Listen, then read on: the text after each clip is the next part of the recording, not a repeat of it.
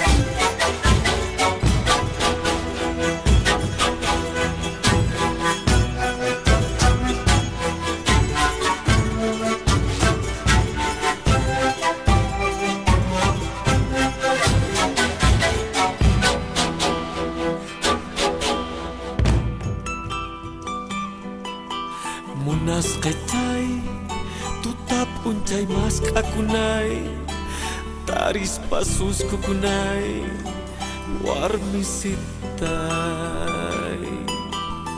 Munas kecai, tutap uncai mas kakunai, taris pasus kukunai, warmisitai.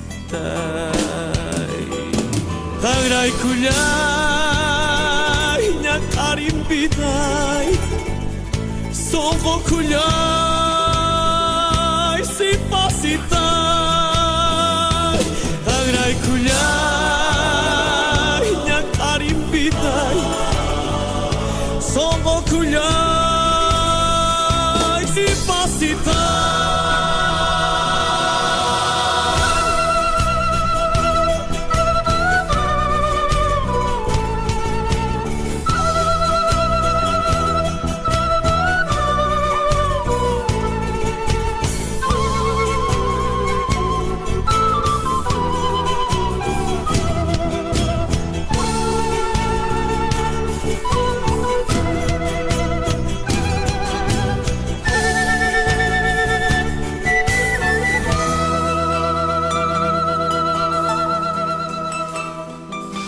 Um verso que nos chega desde a época da colonização diz assim: Chuapi, Ponchaipi tutayaka, Huiracochan titsikapak, Amanyuka takungangi, Rogani, Rogani. Isso quer dizer, anoiteceu na metade do dia. Chuapi, Punchaipi, Tutayaka. Anoiteceu na metade do dia. Os espanhóis chegaram. Huiracochantitzikapak, o grande senhor, formador da vida, que tem as ondas no rosto. Huiracochantitzikapak, a poderosa raiz da árvore do universo. Amanyuka Takungangi, nunca te esqueças de nós. Rugani, Rugani, já um termo quechua espanholizado para te rogo, te peço. Então não é apenas marca de memória, eu diria que é uma marca de existência. No Brasil, até começo do século XX, as línguas que eram comuns faladas no Brasil, em São Paulo em especial, era o quimbundo, o iorubá de Angola, dos reinos Banto, o nhangatu, já um híbrido de Guarani e Tupi, mas todas essas línguas foram irremediavelmente legadas ao esquecimento por conta do instrumento de escolarização, com o emprego da língua do opressor, que é o português. E aí esse apagamento da memória de que nós somos, que ainda circula em nós, mas que apagamos da memória social por conta da escolarização. Então, eu lembraria com Atahualpa Yupanqui conversando com um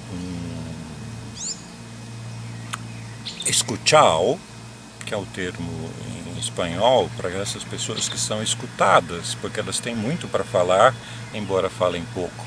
Um escuchao havia perguntado para o Atahualpa Yupanqui, nas suas caminhadas, recopilando coisas de folclore: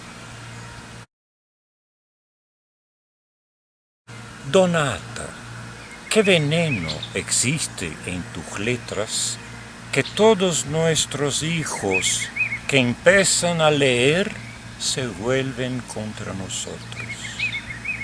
Que veneno existe nessas tuas letras que todos os nossos filhos, quando começam a ler, se voltam contra nós? Esse é o trabalho que faz a escolarização e, infelizmente, principalmente a universidade.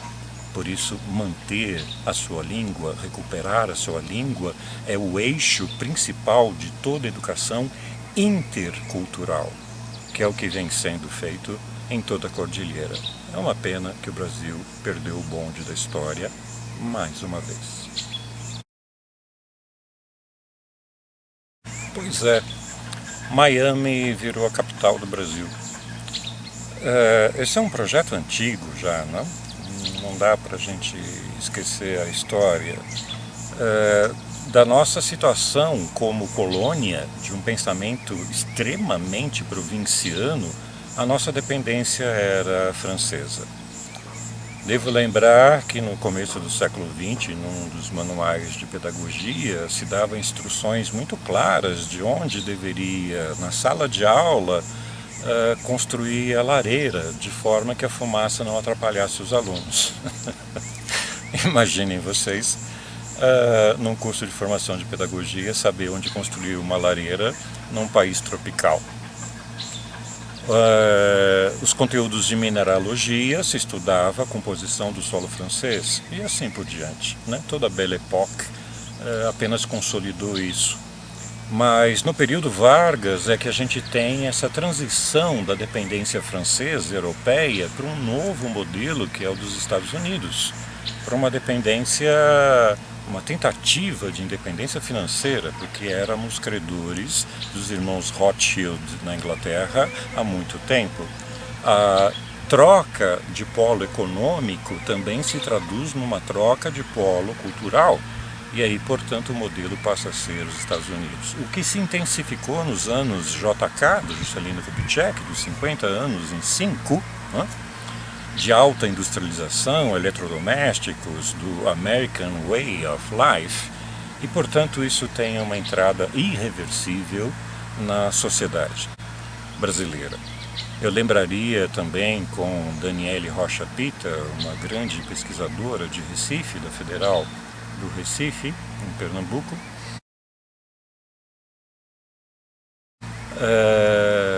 A sociedade brasileira é ocidental, mas o povo não.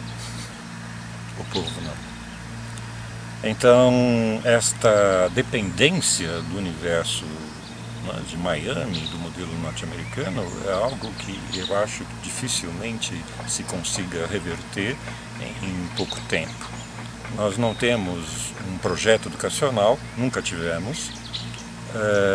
O único que permanece ainda é resultado dos acordos MEC-USAID nos Estados Unidos, em 64, com a introdução do tecnicismo, a reforma universitária de 68, a profissionalização do ensino em 71 e a LDB de 96 foi apenas uma chancela para a inércia do que já foi estabelecido. Então não temos um projeto educacional progressista de jeito nenhum.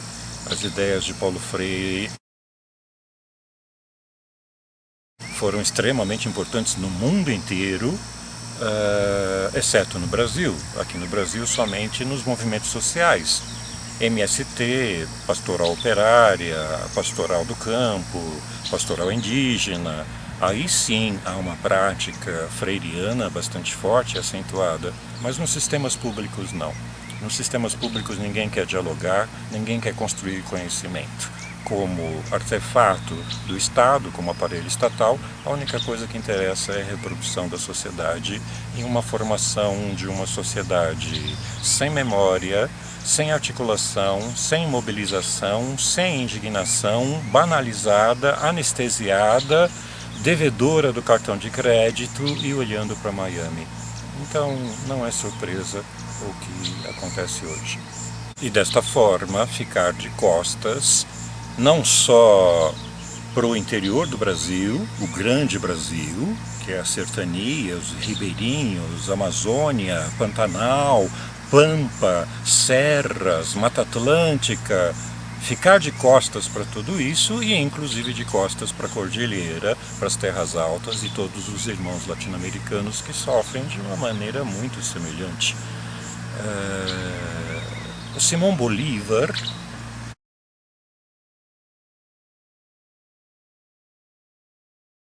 já havia dito isso nos seus tempos.